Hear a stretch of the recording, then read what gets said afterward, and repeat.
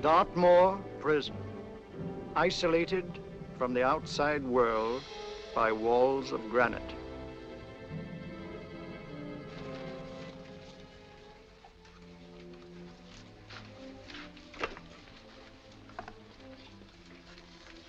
They say you could get out of here by merely telling what you know. You may or may not be another Scotland Yard bloke, but I'll give you the same answer I gave the others. I still have 2 years, 8 months, and 6 days left in which to make musical boxes. That'll be sold at auction for the benefit of this delightful sanctuary. And I intend to serve them.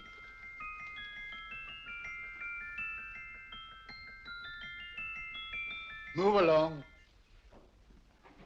And now we come to the next object on our list, or I should say objects, because there are 3 of them.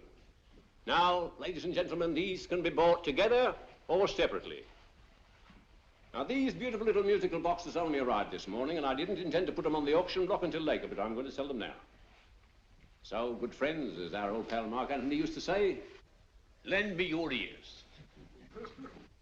And what do you hear? Right. The beautiful tinkle tinkle of a musical box. What a lovely trinket. What a beautiful gift. Created and made by loving hands. A thing of beauty and utility. I was going to start with £5. It's a bargain, £5. Do I see any hands?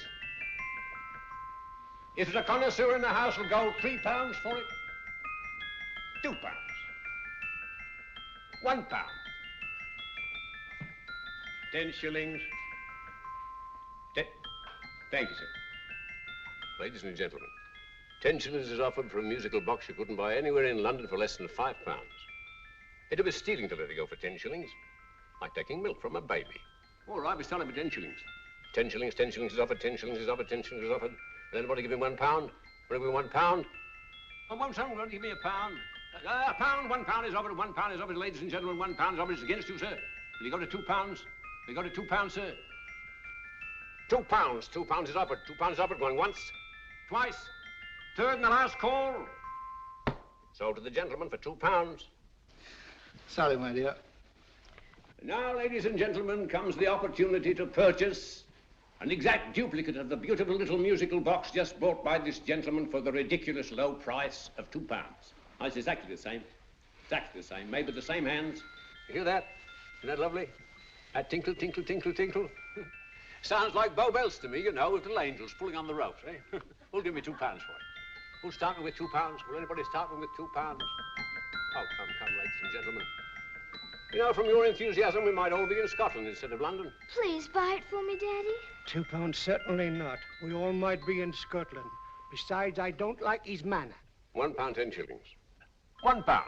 £1 is ours. £1 is offered. £1 is offered, going £1. Any advance?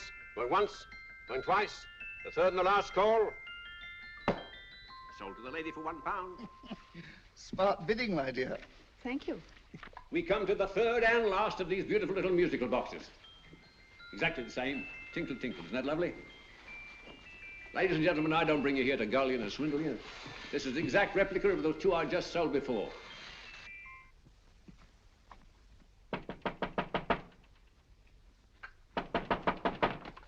We're closed. But this is extremely important. Come in, sir, come in. I'm sorry to disturb you, but I was unfortunately delayed from arriving in time to bid on certain articles which I was rather anxious to obtain. Oh, perhaps they weren't sold, sir. We are carrying several things over. What might the articles be, sir? 3 identical musical boxes, about so large. Oh, I'm sorry, sir, but they were sold. Pity you weren't here to bid on them. They didn't bring anything like the real value. I'm most anxious to obtain them. I wonder if your records would show who the purchasers were. Oh, we don't usually give out that information, sir. For certain, shall we say, sentimental reasons, I'm most anxious to get in touch with the purchasers. I'd be willing to pay, shall we say, £5. Well, for certain sentimental reasons, sir, we'd be very happy to oblige. Alfred, today's sales. The 3 musical boxes. Musical boxes, oh. Ah, here we are. The first purchase for £2 from Mr. Julian Emery, 52 Portman Square. Write these addresses down, Alfred. Yes, sir. Second didn't leave any name. Oh, how unfortunate. I think she's a dealer. You see, they don't like us to know where the things are going. On account of the profits. You say the second purchaser was a woman. Can you give me a description of her? Oh, she was a young woman. Fairly tall, slender. She had a light complexion and dark hair, and she was wearing a grey suit, don't you remember? That's right. She probably runs a gift shop. She paid £1. You say she comes here fairly frequently? No, I didn't say so. But she does, sir. Like as not, she'll come in on Thursday. We have sales on Mondays and Thursdays. Oh. And the third box? The third? Oh, Mr. William Kilgore, 143B Hampton Way. For 10 shillings. Quite a drop from £2. Mr. Kilgore was a Scotchman. Oh. Well, thank you. You've been most helpful. Oh, thank you, sir. And any time you're passing, drop in. We always have lovely things for sale. How kind, sir? Thank you. I'll be back Thursday.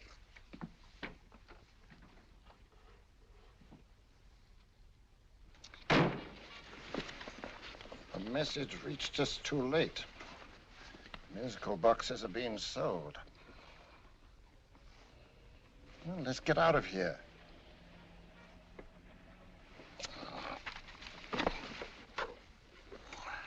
Someday you'll go too far. Reaching for a star, you fool. Yet a fool may touch a star, Colonel Cavanaugh, if he but reach high enough. But not possess it as you would. The musical boxes, they're being sold. What a pity for you, my dear Colonel. Is it my fault that the message reached us only an hour ago? Is it my fault that they were sold? You can't hold me responsible for that. Hope for your sake you're right.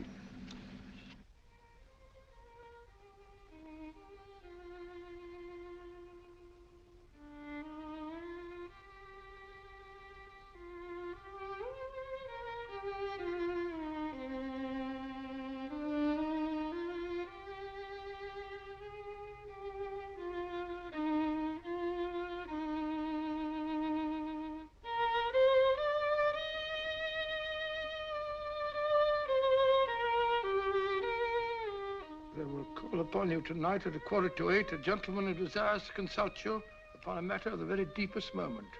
Do you remember that letter, Holmes? It was written over 2 years ago. An interesting case, devilishly interesting. Irene Adler. What a striking-looking woman from the brief glance I had of her. Seems only yesterday. What charm. What poise, and what a mind. Sharp enough and brilliant enough to outwit the great Sherlock Holmes himself. I take it the new issue of the Strand magazine is out, containing another of your slightly lurid tales. It is indeed. And what do you call this one? I call it A Scandal in Bohemia. Not a bad title, eh? If you must record my exploits, I do wish you'd put less emphasis on the melodramatic and more on the intellectual issues involved. More on the what do you mean by that?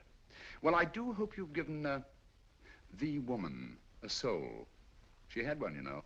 By the woman, I suppose you mean Irene Adler. Yes. I shall always remember her as the woman.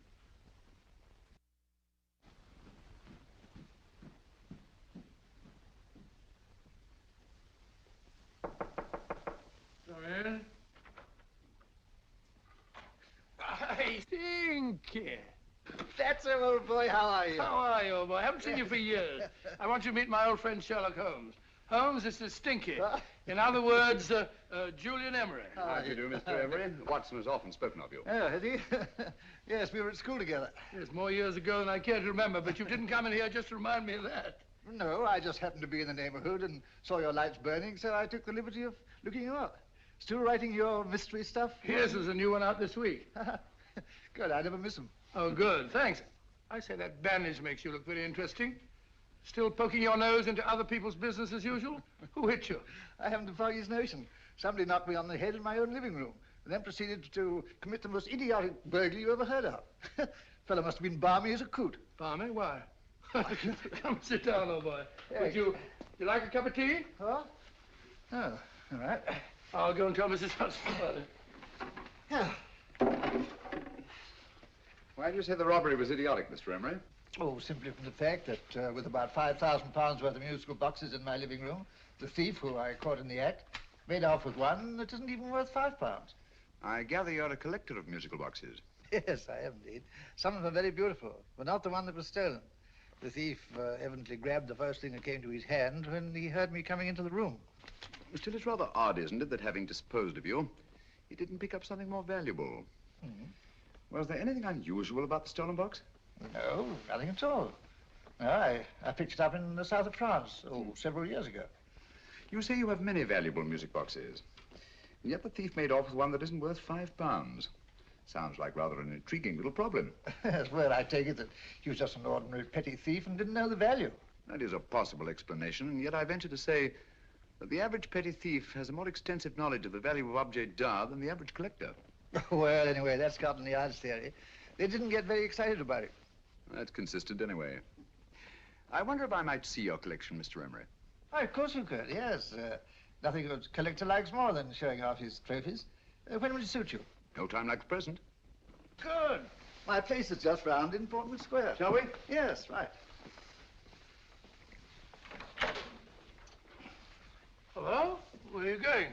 Stinky hasn't had his tea yet. Oh, I'm sorry. We're going round to my place, where I'm going to give you something better than tea.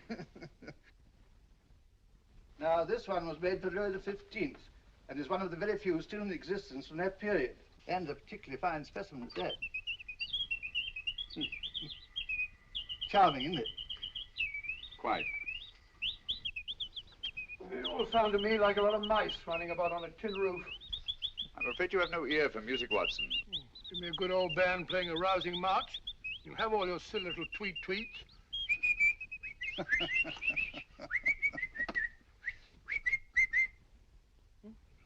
Another one. This is me.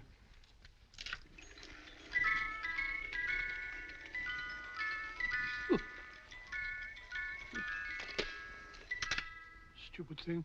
Singing rabbit. What would you say offhand is the value of a box like that, Mr. Emery? Well, it's hard to say offhand, but I think we'll bring about £500 or £600 today. It's the gem of my collection. Yet a thief who steals an oddity like a musical box passes up one worth £500 for one of almost no value at all. Odd. Very odd. What was the stolen box like, Mr. Emery? Oh, just a plain wooden box about so big. As a matter of fact, I have one over here almost exactly like it. I picked this up yesterday at an auction room in Knightsbridge. Paid only £2 for it. Of course, I wouldn't in the ordinary way add one like this to my collection, but the tune intrigued me. I'd never heard it before.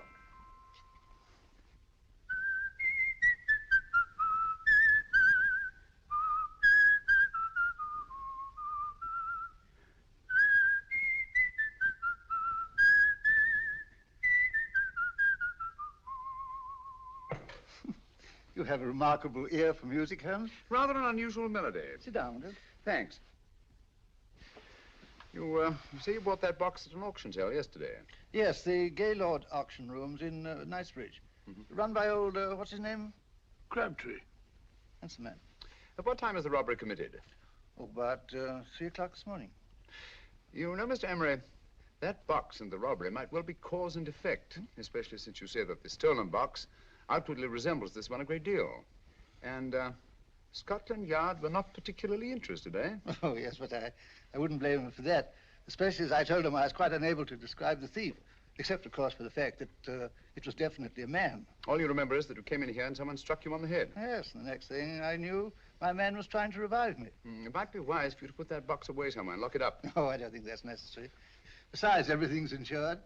Well, at least if any further attempts at robbery are made, I'd suggest that you call the police, rather than running into any personal danger. Oh, come, Holmes, aren't you being a bit of an alarmist? Possibly. Well, I must agree with old Stinky. Seems to me you are making rather a mountain out of a molehill. Molehill is the word, old boy, and it's time you were in bed. Thanks so much for letting us see your place. No, it's been glad meeting you. Holmes, I can't understand why you were so mysterious. Seems to me the petty thief explanation was the only sensible one. Really? Yes, I can't see how you can believe it was anything else. I didn't say I believed it to be anything else. The petty thief theory is the obvious one, I grant you. However, it's often a mistake to accept something as true merely because it's obvious. The truth is only arrived at by the painstaking process of eliminating the untrue. We are not able to do that in this case without further data.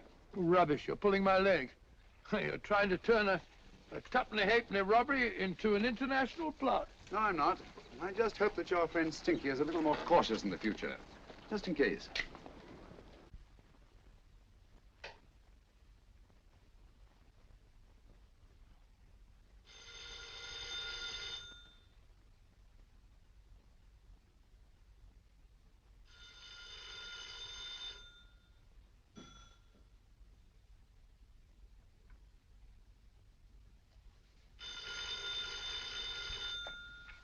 Hello? Yeah? Julian Emery here. Who? Why, of course I remember you, Mrs. Courtney. Yes, you're the one bright spot at that appallingly dull affair of Lady Sanford's. Huh? Of course it isn't too late to come round. Yes, I shall be delighted to give you a drink. I tell you what, come straight up and I'll leave the door unlatched. Right, well, 15 minutes? Good. I shall be counting each moment. No, I mean that, really. Right, goodbye.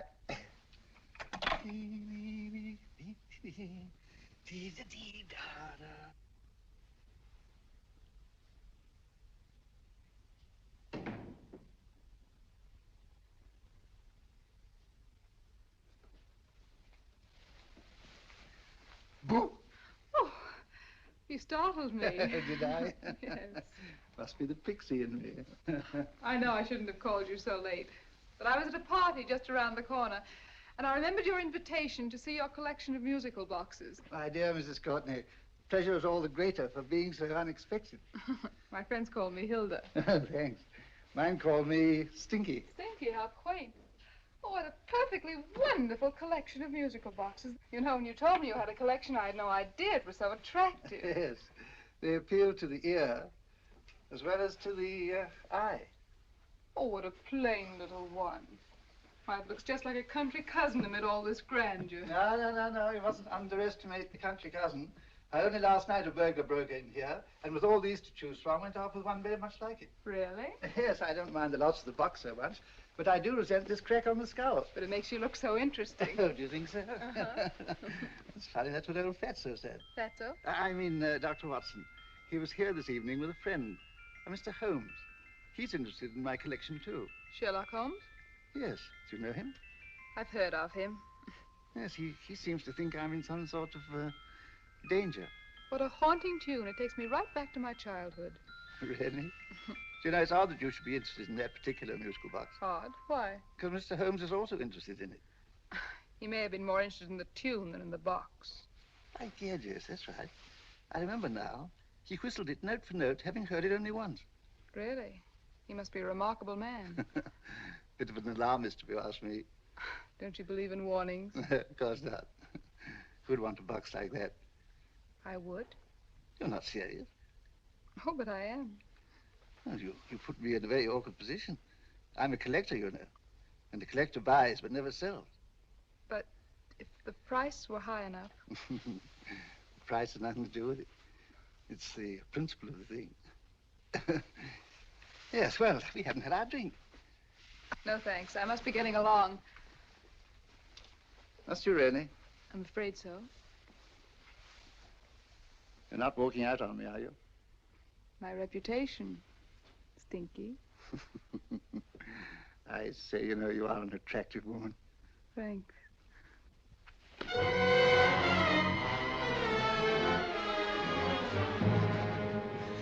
You fool. I told you to wait outside. What did you have to kill him for? All I had to do was walk out with this. He held you in his arms. Don't touch him. Don't touch anything. Now get out. I'm sorry. You're sorry. What about me? This is murder. What about Scotland Yard? What about Sherlock Holmes? Now get out!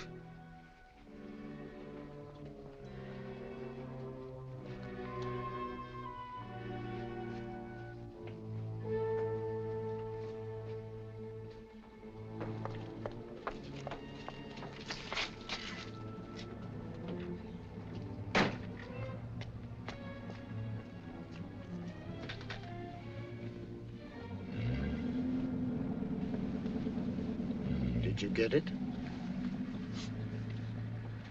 Good.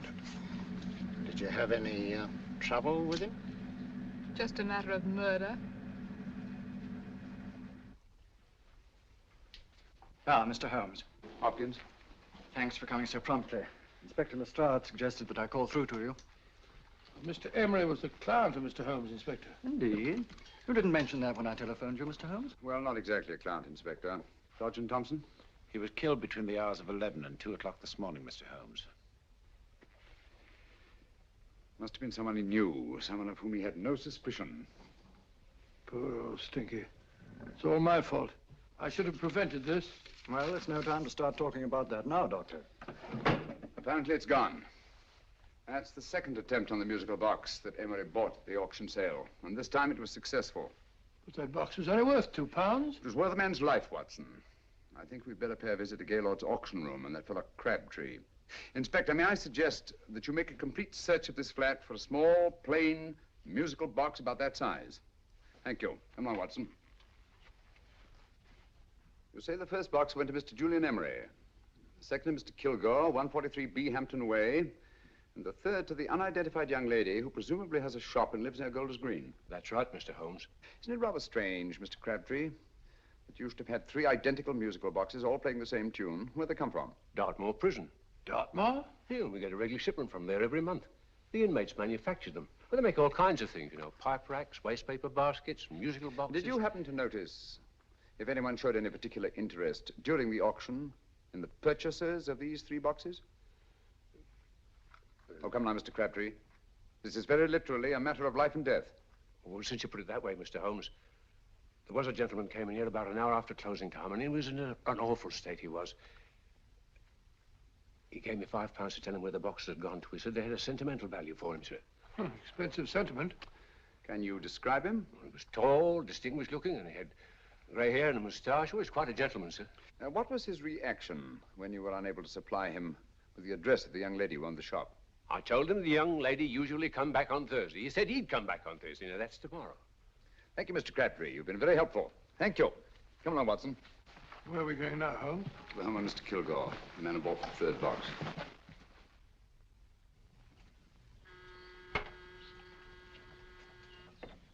But hang it all, Holmes, how do you know those other 2 musical boxes are of any importance? I don't, but I certainly have no intention of waiting until the owners are murdered to find out.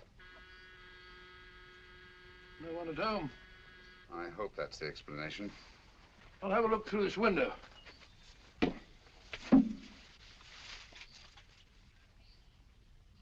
Doesn't seem to be anyone there. The whole place seems deserted as far as I can see. Yes. Mr. and Mrs. Kilgore at home? No. When do you expect them? Oh, in an hour or so. There's no use your hanging about. They don't buy nothing from peddlers. Peddlers? My good woman, this is Mr. Sherlock Holmes. Sherlock Holmes? Oh, go on. Do you mind if we come in and wait? My business is rather urgent. Well, I've got to go out and do my shopping. And I don't know as Mrs. Kilgore'd like any strangers nosing about. Quite all right, I assure you. Well, I've got to be off. You two wait in the parlor. And no smoking either. Mrs. Kilgore says it smells up the house. Funny old girl, Holmes.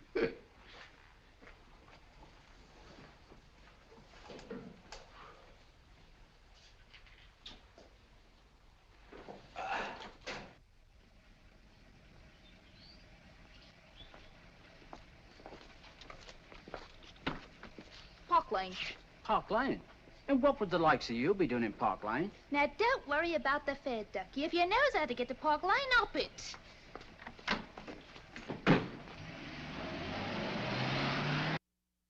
You know, Holmes, I've been thinking. There must have been something hidden in that box of old stinkers. Stolen jewelry, possibly. What's up, Holmes? Listen. What's just the steam in the water pipes?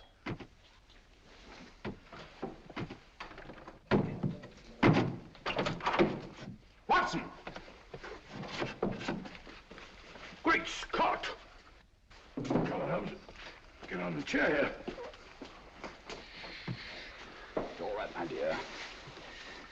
There. Now, don't worry. It's all over. There you are, dear. Don't cry anymore. She tied me up and shut me in the cupboard. I know. She won't come back. Did you show her your new musical box?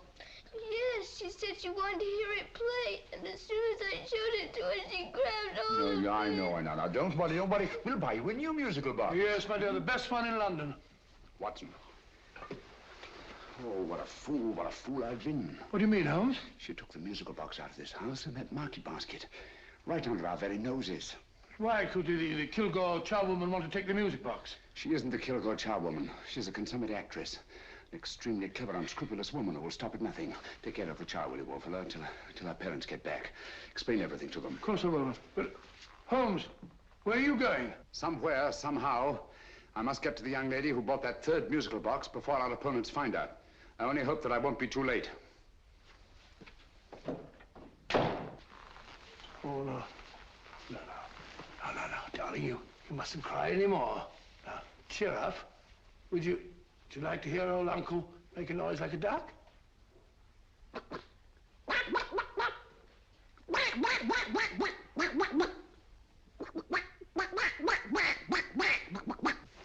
Oh, sorry.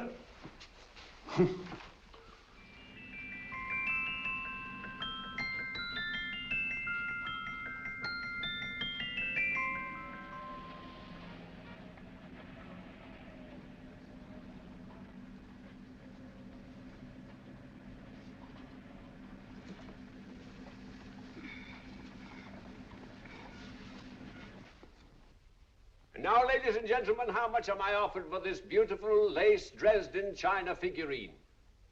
A lady of the French court. Now, this is the genuine article.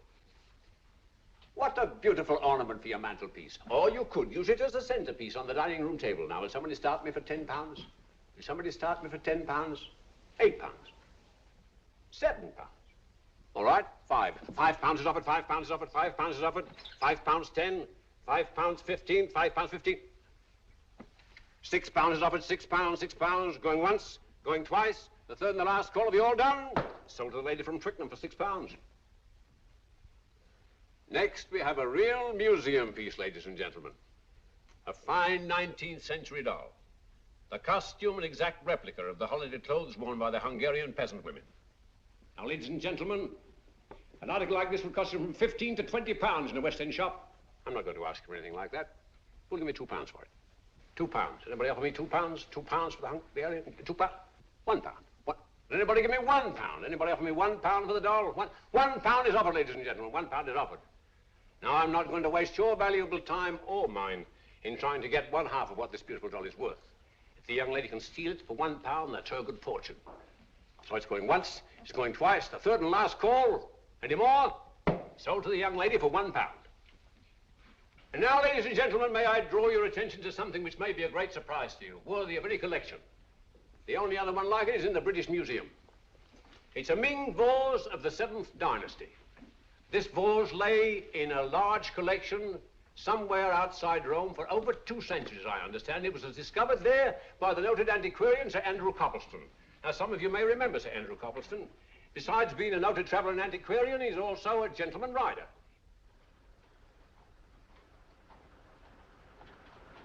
The girl with the parcel in her hands, that's her. Are you sure that's the girl? Well, she fits perfectly the auctioneer's description. Follow her, Hamid.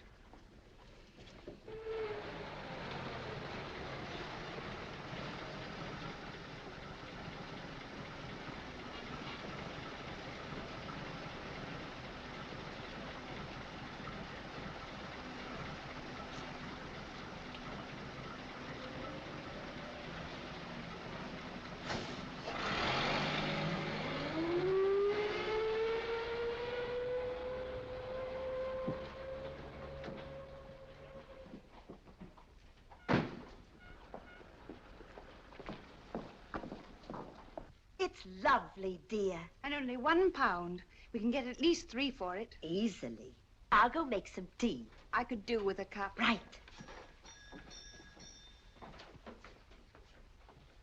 Good afternoon. Good afternoon. I'm looking for a birthday gift for a 7-year-old girl. What would you suggest? We have some lovely dolls. Now, this Hungarian I think peasant- she has enough dolls already. Books are always welcome.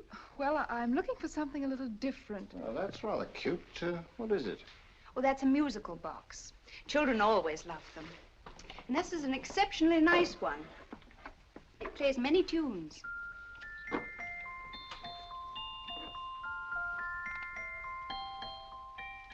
Have you any others? Yes. If you'll just step this way. I have only 2 left.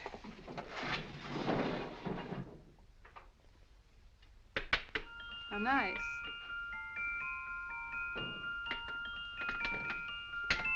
Are you sure this is all you have? I'm sorry. They're rather hard to find, you know. That's our entire allotment. I did have one other, but I sold it earlier this afternoon. But it was only a plain wooden one. It wouldn't have been a very nice gift for a child. Really? Do you happen to know who the purchaser was? Why, yes. He left his card, just in case anyone should inquire for him.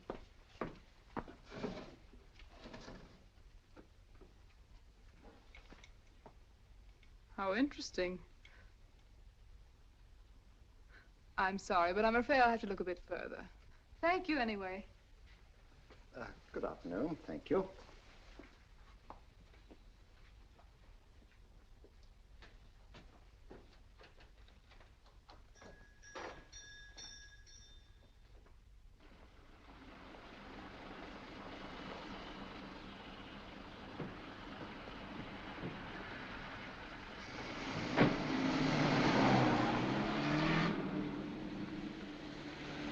Heavy!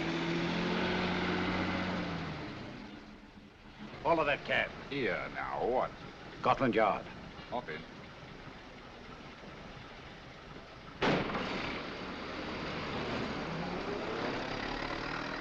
Sherlock Holmes. I might have known. We thought we were the hunters, instead of which we're the hunted. We've been fools. We played right into his hands. Of course. He's had us followed. Don't look. The man in front of the toy shop. Hamid, turn sharp right at the next corner and again at the next.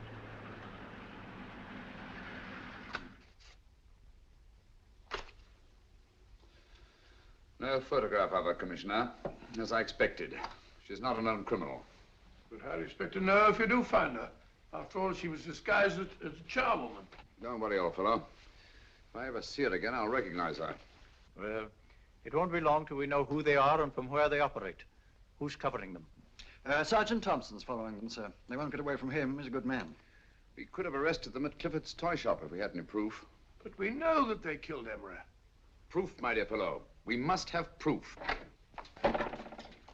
We have X-rayed it, sir. There's nothing whatever concealed in the box. We'll have a look at the plates.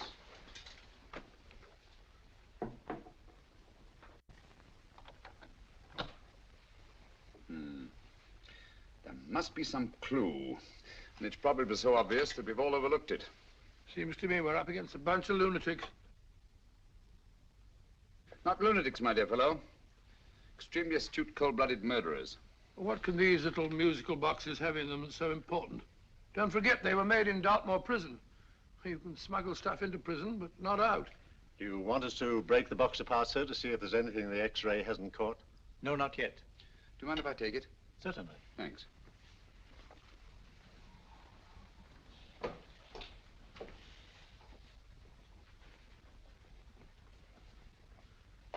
The governor of Dartmoor Prison informed us, sir, in answer to Mr. Holmes' question, that all 3 musical boxes were made by the same convict, John Davidson, serving a 7-year term, sir. Davidson? The Bank of England plates. That'll be all. Yes, sir. Now we're getting somewhere. Wait a minute. How did you know about the plates, Mr. Holmes? I'm a student of crime, Inspector. I make it my business to know about such things. And when the name of Davidson was mentioned... Well, who is this fellow Davidson?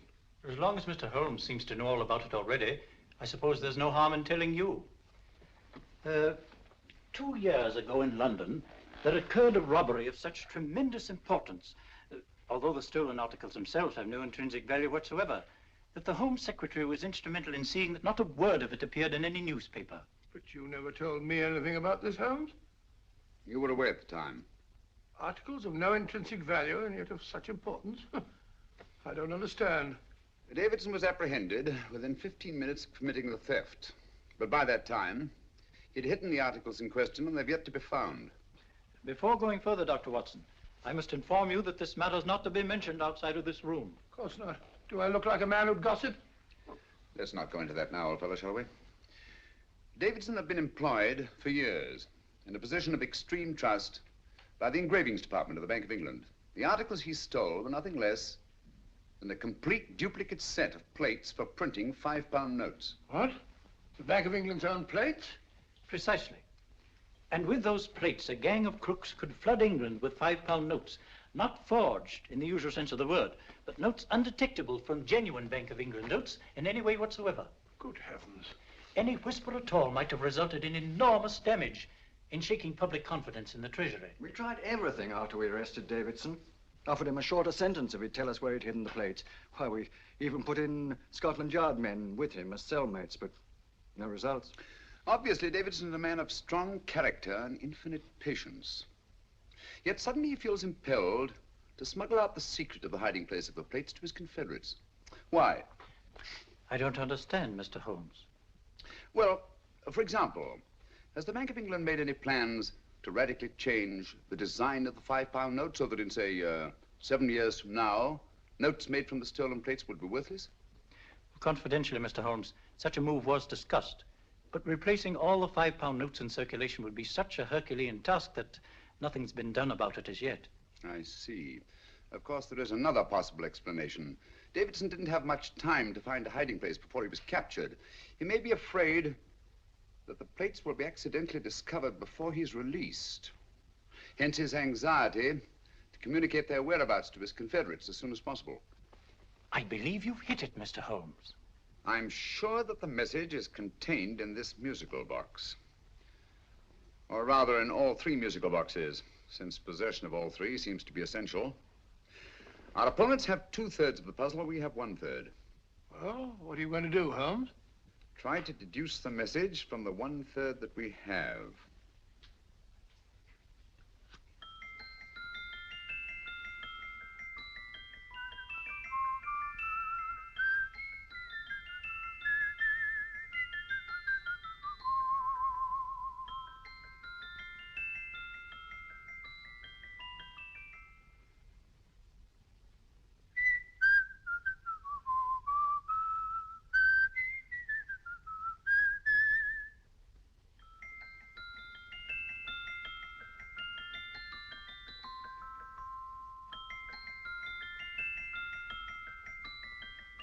It's the same tune as the one played by Emery's musical box. And yet it's different. Sounds the same to me. The tune. Somehow the tune is the key to the mystery. It must be the tune. Otherwise, why use 3 musical boxes to convey the message? Why not collar boxes or shoe boxes? Yes? It's for you, Inspector. Oh, thank you, sir. Inspector Hopkins speaking. What? Where? Golders Green Station reports they've just found Sergeant Thompson's body. From the tire marks on his clothes, he was apparently run over by a taxi. What an unfortunate accident. Not an accident, my dear fellow. I'm afraid it's murder. Never know just who you're going to meet when you're walking down a busy London street. Mrs. Hawkins, Mrs. Brown, any subject of the crowd. Oh, you never know just who you're going to meet. So you better hold your topper in your hand, just in case you meet a lady on the Strand. Girls will think you're kind of sweet, and your day will be complete. Oh, you never know just who you're going to meet. gentleman is judged by his appearance. Yes, a gentleman is judged by how he talks. Now he's much better off when he's acting like a toff, especially if he's taking him a walk. What on earth is this outlandish place? A rendezvous for actors. Actors? Buskers, old boy. You've seen them 1,000 times. Actors who entertain the queues, waiting outside theaters. Who you're going to meet when you're walking down a busy London street. So you better wear your best, how it pays to look your best, 'cause you never know just who you're going to meet. So you better keep your manners right in view, just in case a lady gives a how'd you do. Keep your trousers in a pleat, shine your shoes and keep them neat, 'cause you never know just who you're going to meet. Blimey. Mr. Holmes. How are you, Joe? Never met him. And yourself? Fine, thank you. I want you to meet a friend of mine, Dr. Watson, Joe's sister. Oh, well, any friend of Mr. Holmes is a friend of mine. Hi, Joe. He did me a good turn once that I'll never forget. Yes, I cleared Joe of a most unpleasant charge. Murder, no less. Oh, really? By proving to the satisfaction of the police that he was busy at the time blowing open someone's safe. That's right, Governor. Good gracious me. Joe, now you can help me. Come on, buzz off, buzz off. Come on, up it, up it. Can't a gentleman have some peace and quiet around here? And you too. There you are, Mr. Holmes. Now we can have some peace and quiet around here. Thank you, Joe. There's £5 in this for you. Well, I wouldn't want to take it on myself, sir, but I can get somebody to do it for you for half of that. You don't know what the job is yet. For £5? Murder, ain't it? What? No, Joe, not murder, just music. I want you to identify a song for me. Oh, there ain't a song that's been written that I don't know. That's why I came to you.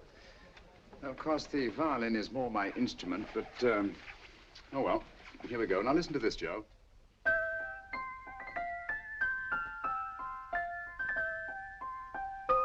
Wait a minute. You're playing that wrong. That should be E natural, not E flat. You know the song? Oh, yes. It's an old Australian song called, The Swag Man. But you're playing it all wrong. That's what I hoped you'd say. Now, listen again, Joe.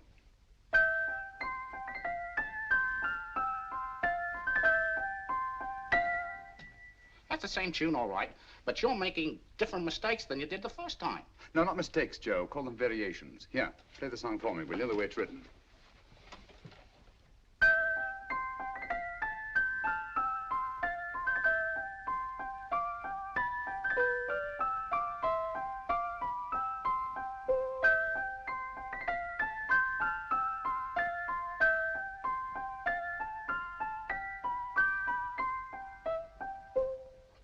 Yeah.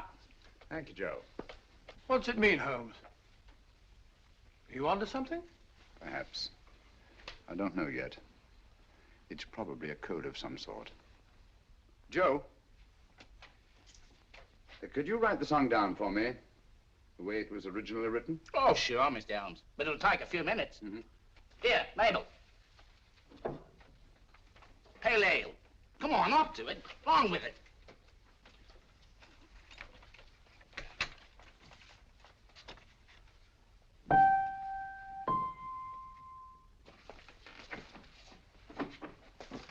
Well, obviously it isn't the lyrics. No combination of those words made any sense at all. The variations in the way Emery's musical box played the tune are different from the variations in the one we have. You sure? Quite. You see, I took the trouble to memorize the tune as played by Emery's box that night we were with him in his flat. Holmes, you amaze me. Elementary, my dear fellow. One of the first principles in solving crime is never to disregard anything, no matter how trivial. But why are 3 boxes? Why not 1? Because the message was obviously too long to be conveyed by any one variation. Then there's the 3rd box, the one that woman took from the Kilgores. That contains yet another set of variations. Yes, well, it's all beyond me. Well, all we have to do now is to find the secret of the variations. Not a very easy problem to solve, my dear fellow.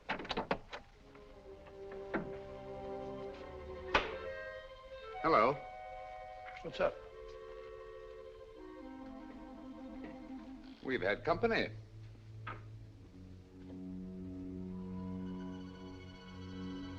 I say, this is outrageous. Ask Mrs. Hudson to come in here, will you? Right.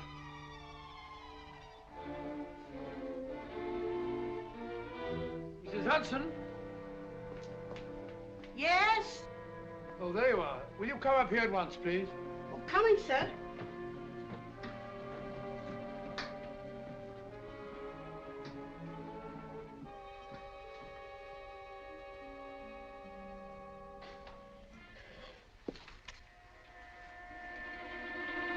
Mercy me, Mr. Holmes. What has happened? Who called while we were out, Mrs. Hudson? Just a young lady. The one who said you wanted her to wait for you. And a nice-looking old gentleman with Our her. friends again, Watson. Friends? What did the young lady look like? Oh, I couldn't see her face. She had a heavy black veil on. But she had such a nice way with her. Oh, I'm sorry, Mr. Holmes, if I've done anything wrong.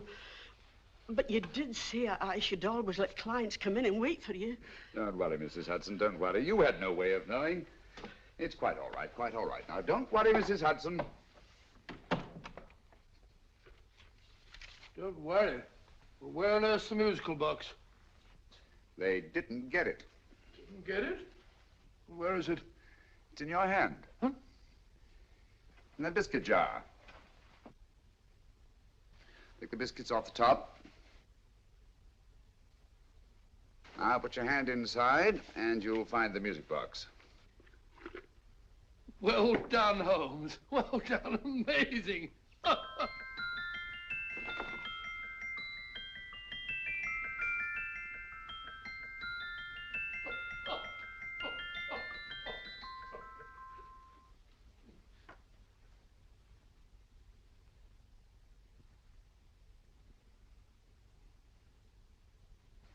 Whew.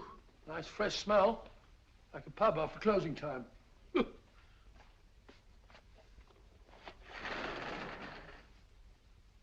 I say, Holmes? What? It's morning. Allow me to congratulate you on a brilliant bit of deduction.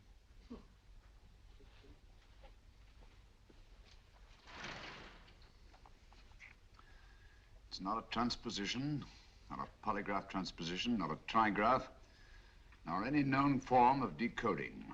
How about the Morse code? Have you tried that? Yes, at about 3 o'clock this morning. I'm sorry, old man. I was only trying to help.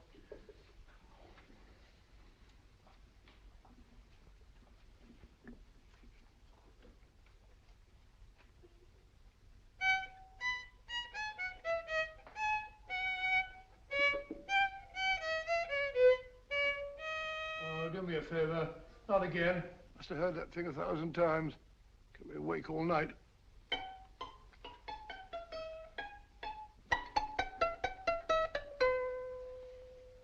Not a very distinguished composition, I grant you.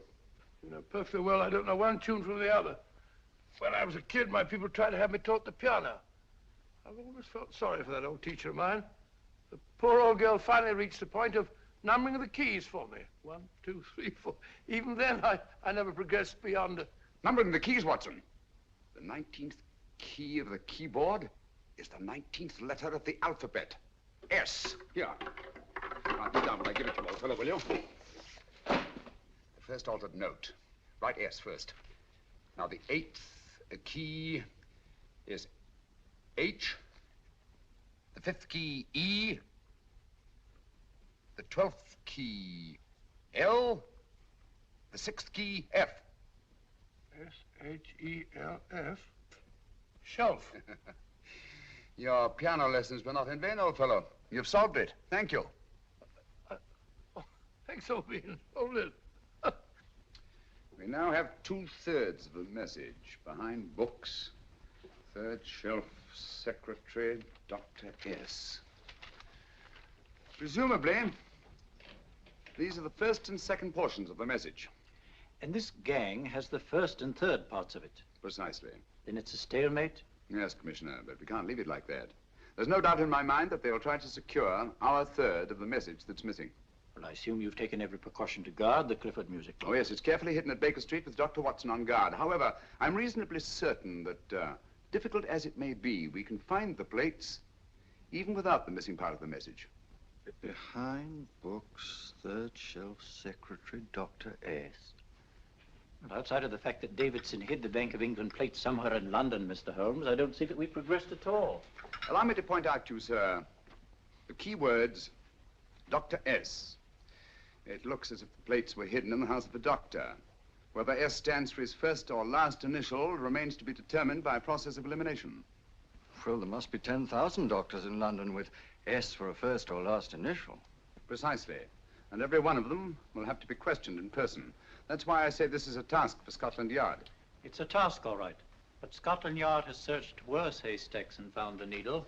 Well, for the time being, I'll leave the matter in your hands, gentlemen. We'll call you if and when we get a lead on our mysterious Dr. S. Thank you. In the meantime, I intend to follow up a little clue concerning a cigarette.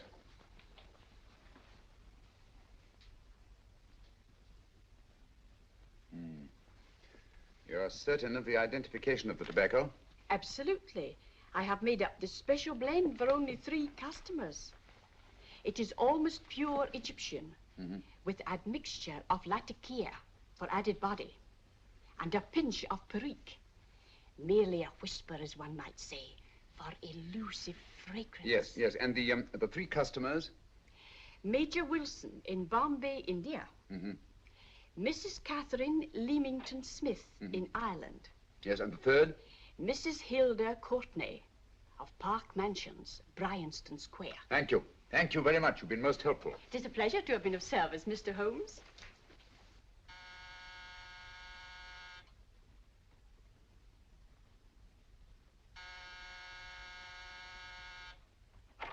Yes? Mrs. Courtney? Yes. My name is Sherlock Holmes. Oh, do come in. Thank you. I've heard of you, of course, Mr. Holmes. I believe we have a mutual friend in Sir Edward Brookdale. He's spoken to me of you quite often. Indeed. And to what good fortune am I indebted for this visit? I think you know Mrs. Courtney. Well, I did get a summons for speeding last week, but outside of that, I don't think I'm of any interest to the police. Oh, come now, Mrs. Courtney. You seem to forget that you and I have met before. I'm sorry. I'm sure I would have remembered meeting the great Sherlock Holmes. Please sit down. Thank you. You say we met before. Yes. At the home of Mr. and Mrs. Kilgore, 143B Hampton Road. Kilgore? I don't think I know anyone of that name. Well, I didn't say you knew them. As a matter of fact, you called on them when they were out. I don't understand, Mr. Holmes. Really? And you were dressed rather differently. Indeed. Cigarette? Thank you.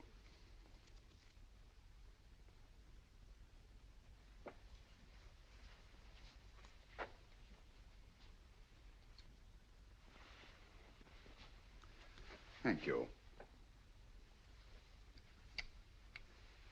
You know, Mrs. Courtney, people generally forget, in assuming a disguise, that the shape of the ear is an almost infallible means of recognition and identification to the trained eye. Evidently, you've mistaken me for someone else. Oh, no, not at all. Though naturally, I expected your denial. But when you paid your visit to my rooms at Baker Street, you carelessly left behind another identification. They're, identical, aren't they? Yes, I must admit they are. You see, Mr. Holmes, to catch one as clever as you, I had to use a very special lure. I knew you'd be unable to resist the bait of my cigarette, having read with great interest your monograph on the ashes of 140 different varieties of tobacco. I should advise you not to move, Mr. Holmes. I must congratulate you on your ingenuity, Mrs. Courtney. It was indeed a brilliantly designed trap. Thank you, Mr. Holmes. Praise from a master is indeed gratifying. I shall always cherish the memory of your flattering words. Memory? Precisely. I'm afraid these gentlemen have a most regrettable task to perform. Unless, of course, you care to turn over the missing musical box with your pledge to take no action against us in the future.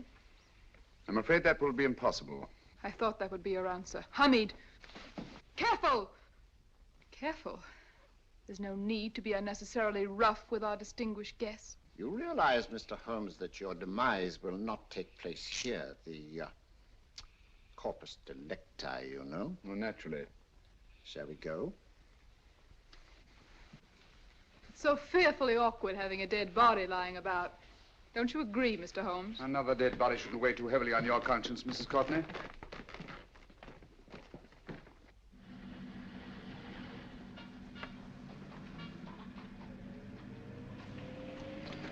You mind if I have a cigarette?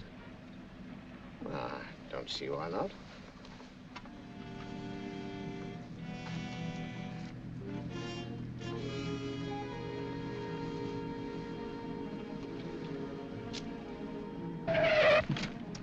Be careful, Hamid. It's the brakes, they bind. Thank you, Colonel Kavanagh. It's very considerate of you.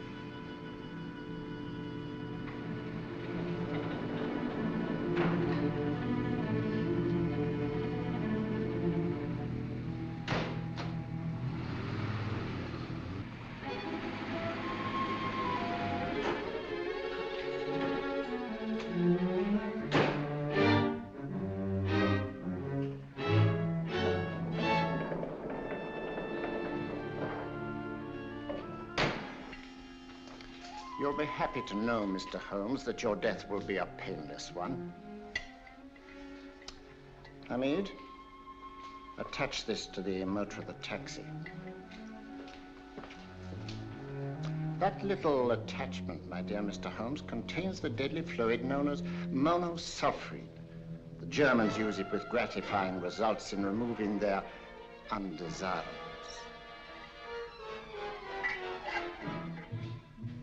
Start the motor.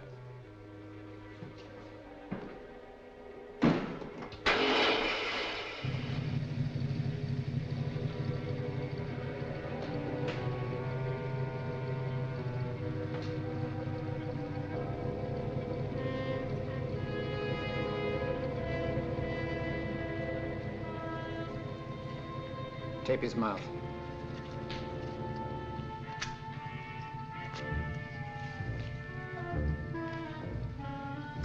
Now, up with him, Hamid.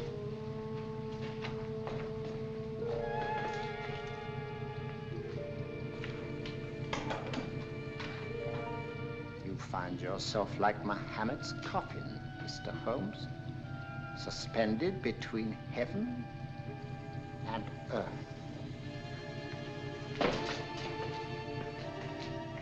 Plenty of fuel in the tank? Good. It would be too bad to have anything go wrong through so simple an oversight.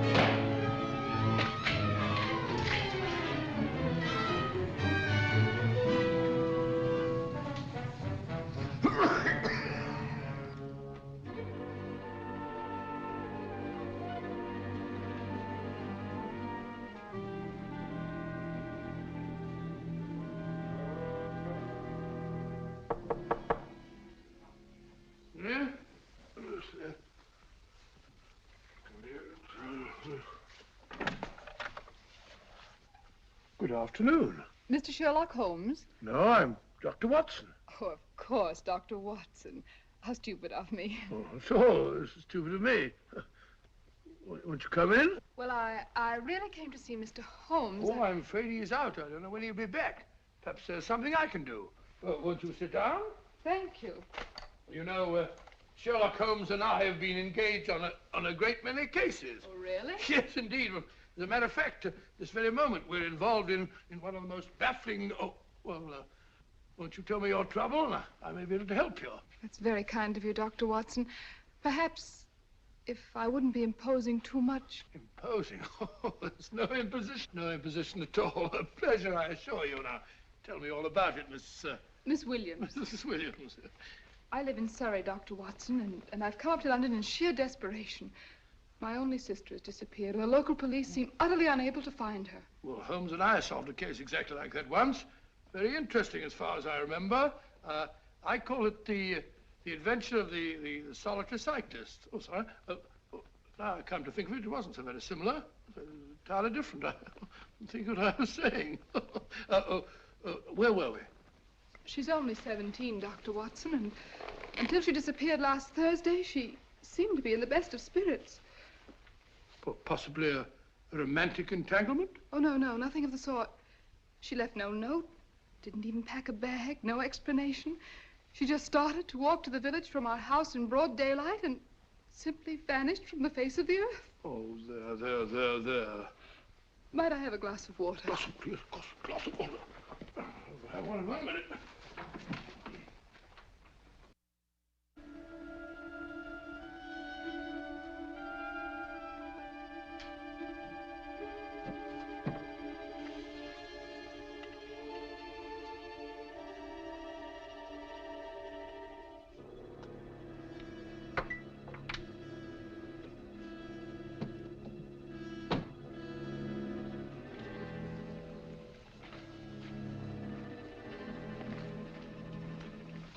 There you are, my dear.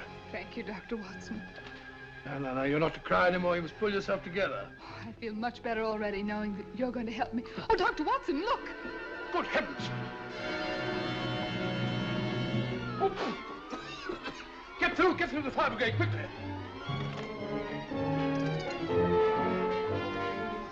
Haven't you a fire extinguisher? By Jove, we have in the kitchen.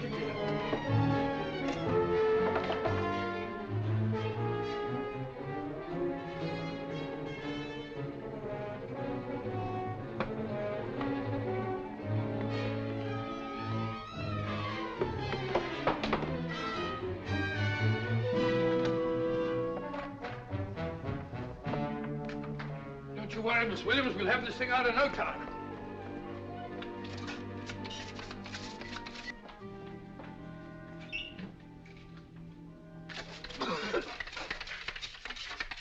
That's got it. Get some air. Well, you see, there was no need for the fire brigade after all. I hope you weren't too frightened, Miss Williams. Oh, gone. That's the trouble with women. They always lose their heads in an emergency. Well...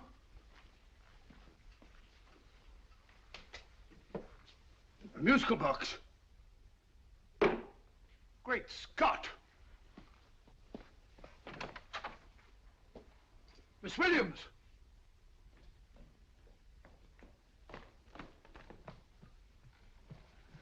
Well? Good. And Holmes?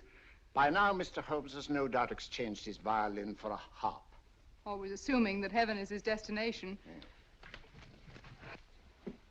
And now that we have the missing musical box.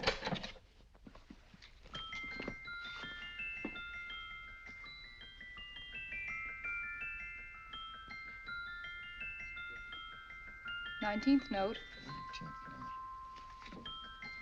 19th letter. Yes. He hasn't been there, you say? Holmes, where on earth have you been? I've been trying to get you at the club, at Scotland Yard, all over London.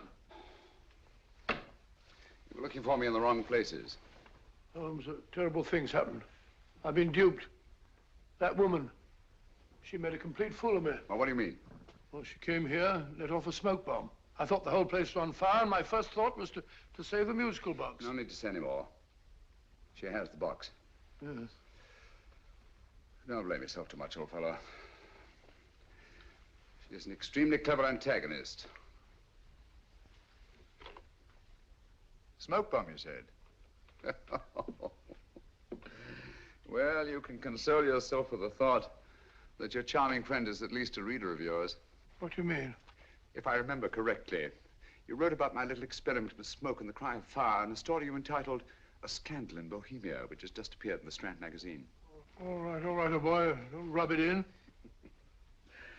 Well, it may cheer you up to know that you made a fool of me, too.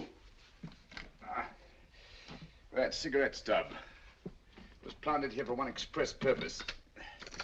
We're going to bandaging around this place. Bandaging? What's the matter, Holmes? You hurt? Explanations will have to wait until later. At the moment, we're faced with a problem which I fear is insurmountable. Come over here, old boy, will you? Right. Our opponents are in possession of all 3 parts of the code. And here are we, while the Bank of England plates pass into their possession. Cheer up, old fellow, cheer up. As Dr. Samuel Johnson once said, there's no problem the mind of man can set that the mind of man cannot solve. What's that, old fellow? I was just quoting Dr. Samuel Johnson. He said there is Thank you, Watson. Thank you. Leaving the front reception room, we come into the main hall, where Dr. Johnson was in the habit of passing through to have his meager meals in the dining room opposite, in company with his friend and biographer, James Boswell. We will now pass up the stairway, which remains in its natural wood finish, just as it was when the good doctor was here. The framed etching on the wall is believed to have been presented to Dr. Johnson by the distinguished painter, Sir Joshua Reynolds. I've been told here that picture was given in by Mrs. Thrale, and it's definitely not a Reynolds. Is that important, my dear? Oh, I'm sorry. This way, ladies and gentlemen, please, this way. Move along, children, move along. The secretary's not on this floor. Patience, Hamid. I've a feeling My that... dear Colonel, with Sherlock Holmes out of the way, what could go wrong?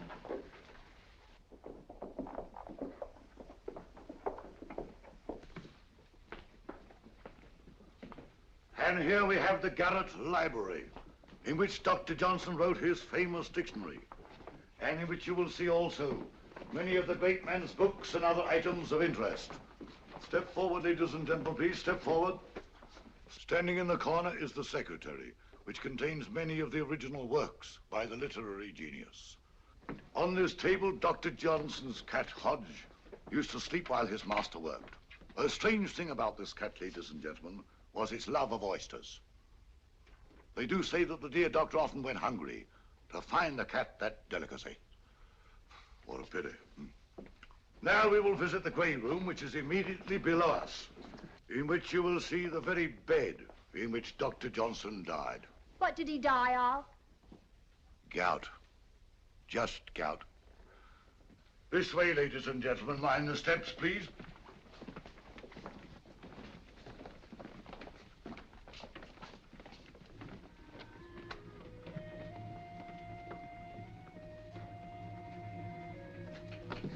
Your keys.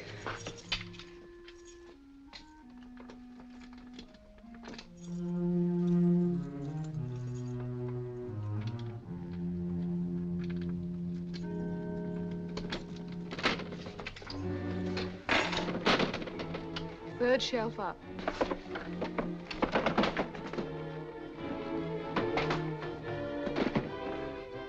The knife.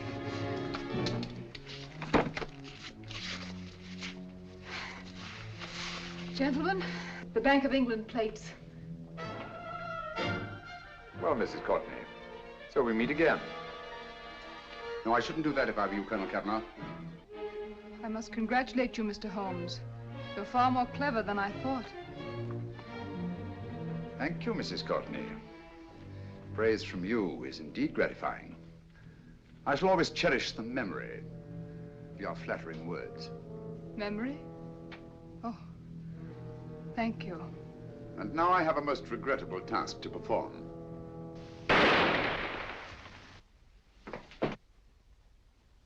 Holmes! Coming, Holmes! Holmes, you all right? Perfectly, thank you, old fellow, but I think this gentleman on the floor requires some medical attention. We must see that he looks his best, you know, when he's hanged. Take them in charge.